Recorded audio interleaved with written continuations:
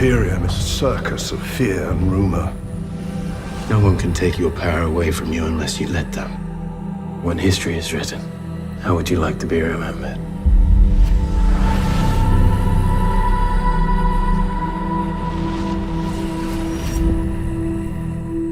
Dune prophecy begins 150 so years after the Great Machine Wars. It was basically like a war against AI. The machines are defeated by the human race because they become too powerful. After the Machine Wars, what grows up in the Dune universe is a kind of neo-feudalism, and power is very unevenly distributed, and there are the great houses that hold significant access to spice and to wealth. All the great houses have their own kind of fiefdoms that they lord over. They're on planets. At the center of it is the Carino family. Carino has to balance the will of all of the houses, and he's kind of being undermined. The game has to be played. You can have an ulterior motive, but there are rules that you have to play by. We are all just pieces on the board to be played in the pursuit of power.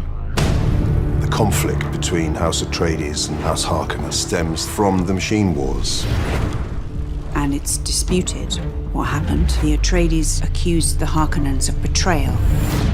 If you've watched the film, you'll be expecting anyone with the surname Harkonnen to be almost unhuman, but we're showing the more human beginnings of House Harkonnen. These people, they have a very complicated history. Valya was born with a sense of injustice. It's a shadow of what we're going to see in the Harkonnens later on, where they're completely devoid of any empathy or moral compass. They've got it in a sort of embryonic form. Dune prophecy begins 10,000 years before the birth of Paul Atreides. It's a very different time. House Atreides is yet to be established, though the Atreides name is trying to work its way back into power. House Atreides haven't really stepped their foot into the political game as of yet, but more to come. All the great houses are jockeying for power. That is always present. They are always conniving and scheming behind the scenes.